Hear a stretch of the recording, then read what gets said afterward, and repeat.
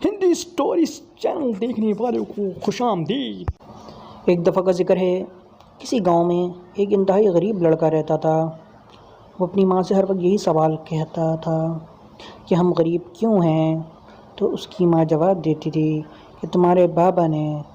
پڑھائی لکھائی نہیں کری، اس وجہ سے ہم غریب ہیں، وہ مزدوری کرتے ہیں، لیکن ہم تمہیں اسکول بھیج رہے ہیں جس کی وجہ سے تمہاری زندگی بھی بدلے گی اور ہماری زندگی بھی بدلے گی۔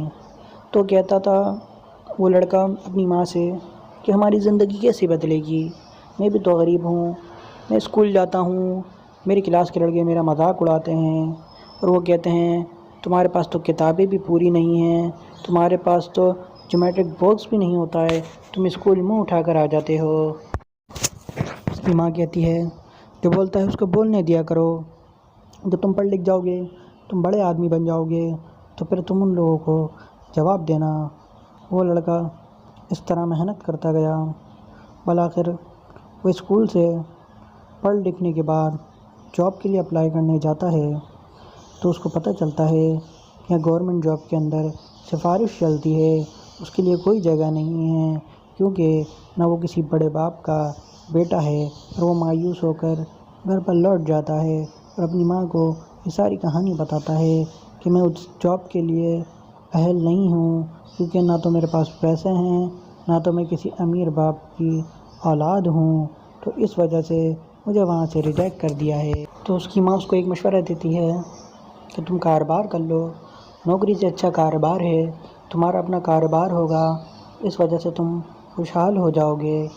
لیکن وہ کاروبار کرنے کے لیے جب دوسری جانب بازار میں جاتا ہے، اس کو کچھ وہاں پہ طرح طرح کے لوگ ملتے ہیں۔ ایک دفعہ اس کی ملاقات کسی گینگ کے آدمی سے ہو جاتی ہے۔ گینگ کے آدمی نے اس کو بتایا میں آپ کو تمہیں 2 دن میں پیسہ ڈبل کرنے کا طریقہ بتاؤں گا، جو میں کہتا جاؤں گا تم وہ کرنا، لیکن میری ایک شرط ہے، تمہیں یہ بات کسی کو نہیں بتانا، اپنے گھر والوں کو بھی نہیں بتانا۔ لیکن وہ بچہ کہتا ہے کہ میں بھی چھوٹا ہوں، میں ماں سے ہر مشورہ لیتا ہوں۔ تو اس نے کہا یہی تو تمہاری سب سے بڑی غلطی ہے، تم ہر مشورہ اپنے ماں باپ سے لیتے ہو، ماں سے مشورہ لو گے تو ظاہر سی بات ہے وہ منع کر دیں گی، اور اس طرح کبھی تم امیر نہیں بن پاؤ گے، کیونکہ ماں کو وہ بات پتہ نہیں ہوتی جو دوستوں کو پتہ ہوتی ہے، اس لیے جو میں کہہ رہا ہوں وہی کرو۔ اور پھر وہ مارکیٹ کے اندر جعلی دوائیوں کا کام شروع کر دیتا ہے، جعلی دوائیاں پہنچانا شروع کر دیتا ہے، وہ اپنی ماں کو نہیں بتاتا، اور وہاں اپنی ماں سے کہتا ہے کہ میں مال سپلائی کا کاروبار کر رہا ہوں، تو اس کی ماں خوش ہو جاتی ہے کہ میرا بیٹا کاروبار میں سیٹ ہو گیا ہے، وہ گھر پہ پوری بات نہیں بتاتا، جس کی وجہ سے دن گزرتے گئے۔ ایک دن وہاں پر سیکیورٹی فورسز کا چھاپا پڑ جاتا ہے اور پھر وہ جعلی سپلائی کرنے کے جرم میں پکڑا جاتا ہے اور اس کو 5 سال قید کی سزا ہو جاتی ہے۔ تو اس کہانی میں ہم یہی سیکھتے ہیں کہ ہر بات اپنے گھر والے، اپنے بڑوں کو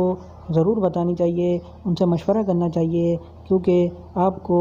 طرح طرح کے لوگ ملتے ہیں، وہ کہیں بھی آپ کو بہکا سکتے ہیں۔